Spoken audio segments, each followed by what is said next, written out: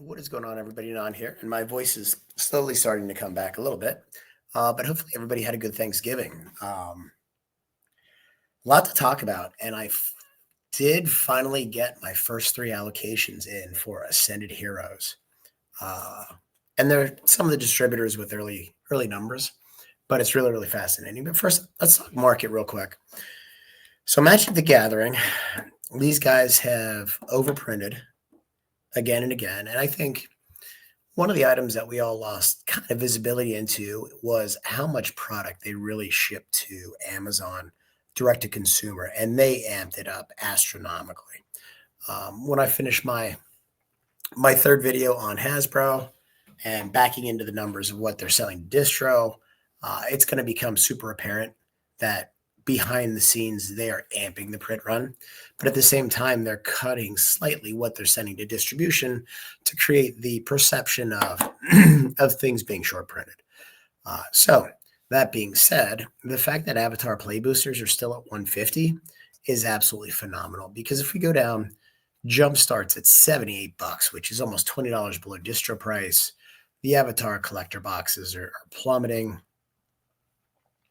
You go down here to Spider-Man. It's not, I mean, the Chocobo bundles are $197. I'm telling you right now, they're going to sell so many hundred of thousands of these through Amazon.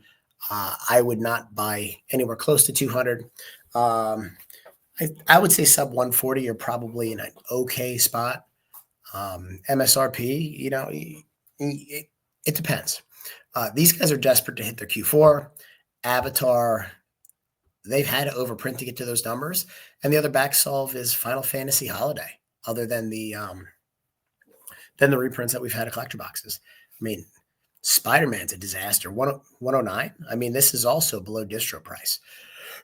So these guys have taken a market that was handed to them on a silver platter with Final Fantasy, and they have absolutely destroyed it because they need to hit numbers. And going into Q1, Q2 of 2026, it's going to get real ugly real fast.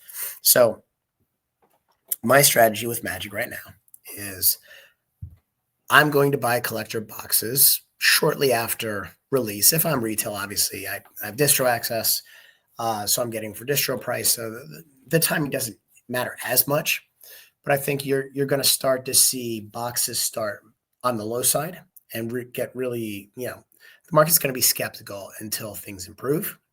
So collector boxes at release are an absolute home run. I think these Commander reprints really up until I guess Final Fantasy, because after that we don't have the collector sample pack. And by the way, did you guys see that they just did away with the buy a box promo? These guys are taking every little bit of fun out of the game they can just to print stuff faster, which is mind-boggling. But that being said, each one of these Commander display dumps where the prices go down just close to distribution, I'm accumulating as much as I can of what I think are the good ones. Yeah, there's some I don't like as much, like MH3, for example. They've just printed way too much of those. But if you guys look at the charts, they all age well over time. Ixalan, for example, this is presumably the last reprint that just came out a couple months ago. Lord of the Rings is coming out in December, a couple days away, probably 2-3 weeks from now. Most likely the last print run of that. That's your time to buy them on the cheap, put them away, and Commander displays, once they're out of print, they age very well. And then the last item is, now that we're getting to the tail end of this 3-year cycle period that went from 2 to 3 years, we have Lost Caverns of Ixalan rotating out. We have Lord of the Rings, and we have Wilds of Eldraine. All three of those boxes are scheduled for Q1 reprints. So unlike what we've seen recently with Pokemon, it is impossible to accumulate a large amount of booster boxes after release because they haven't been reprinting. We'll touch on that in a second because that's about to change. But with Magic, we know they're dumping these massive reprints on the market because they have to hit their numbers. So we're going to get an opportunity to buy a ton of Wilds, a ton of Lord of the Rings set, and a ton of Ixalan set in January, right before they rotate out. And it's going to be on a market dump. I mean, that's kind of the three-pronged strategy that I have for Final Fantasy. Outside of that, you know, buy the packs if you like it, play the game if you like it. But there's really not a whole lot of opportunity.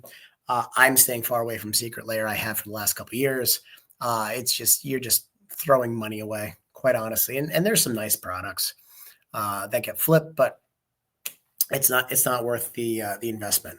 So moving on, let's talk Pokemon here.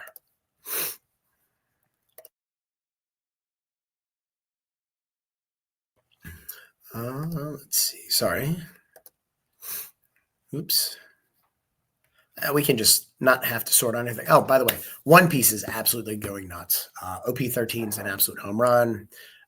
Premium 02 has been great, and it looks like OP14 people are starting to like it. So One Piece is zooming, and quite honestly, that and Riftbound are probably neck and neck for the hottest TCGs right now. And obviously Pokemon's there, but I've been telling you guys for a couple months now, actually since May, that Pokemon has additional print capacity coming to market in March of 2026 or in Q1 of 2026. And the reason for that is Millennium Print Group, whom they own, they are a for-profit business. They're not integrated with Pokemon, even though they're wholly owned. They have their own customers. They have their own profit targets. So those purchase orders that they had signed up when the market started to turn, they have to roll off over an amount of time.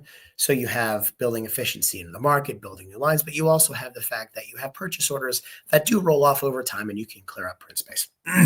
So it looks like this is really, really starting to hit home.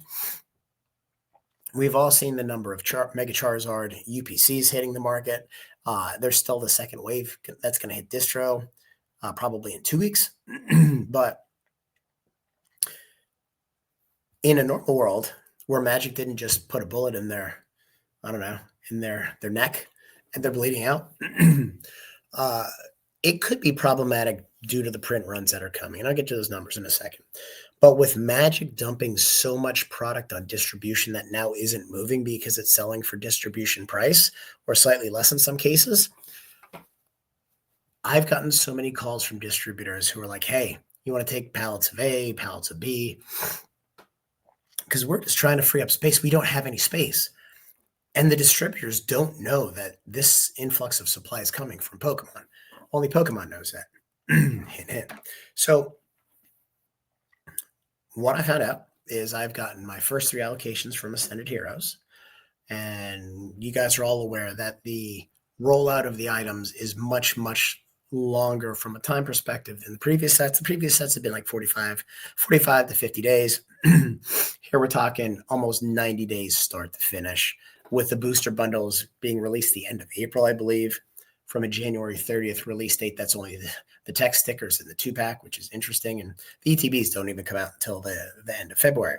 But the number of ETBs that are going to the 3 distributors that I have my allocations from look to be over 2 times what they got for black and white. And that is black and white combined. So if you take the total number of ETBs for black and white, add them, multiply it by like 2.25, that's how much is coming to market. And then there's probably going to be some more. Now, it is going to be waved. So it's going to be like everything else where you have the first wave come in, then you have the second wave coming in. But those of you who have lived through this before, the fact that we have waves now, the fact that we have a massive increase of product to market that we're seeing with, Mega Charizard, a lot of the big box store drops, and now with Ascended Heroes. And, I'm sure some of the PokeTubers are going to be like, oh, he's full of shit. Once you actually get your allocation, when you guys are plugged in, you're going to see the same thing that I'm saying.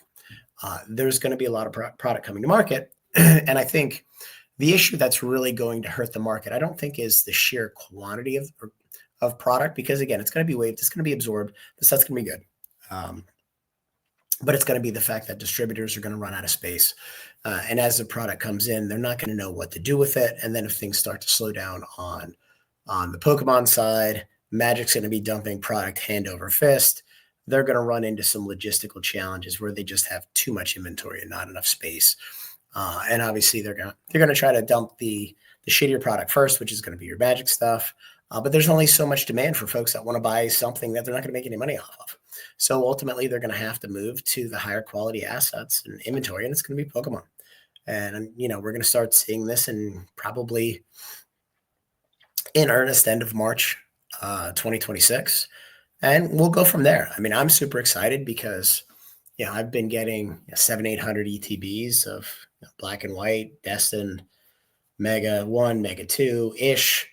And quite honestly, based on what I see, I'm probably going to be a good amount over 200 cases, which for me, I'm thrilled with that. That's great for our store and our customers and stuff. So yeah, it's going in the right direction. And again, I think the price of these at release, the ETBs are going to be over $100, no doubt. But once the market realizes that there's a lot of this out there and folks start to sell the product, there's going to be a little bit of a cascade effect. Now, what's interesting is once we get to somewhere in the neighborhood of, call it MSRP, if you will, because we will at some point here in the near future. By near future, I mean probably before the end of Q3 2026. And then you have the artificial demand of all the scalpers going to zero.